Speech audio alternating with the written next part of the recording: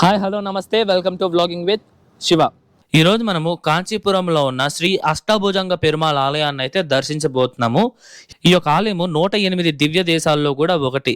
చరిత్ర ఏమిటంటే పూర్వం గజేంద్ర అనే ఒక ఏనుగు ఈ యొక్క ఆలయం తాలూకా కోనేరు నుండి కమల పువ్వుల్ని తీసుకొని స్వామివారికి అయితే పూజించేది.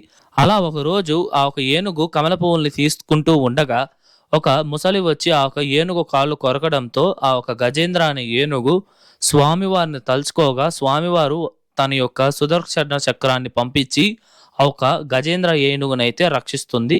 అదే గజేంద్ర మోక్షం. అవునండి, ఈ యొక్క గజేంద్ర మోక్షం జరిగిన ప్రదేశం అయితే ఇదే అనమాట. ఈ యొక్క ఆలయాన్ని అయితే పల్లవులు అయితే నిర్మించారు.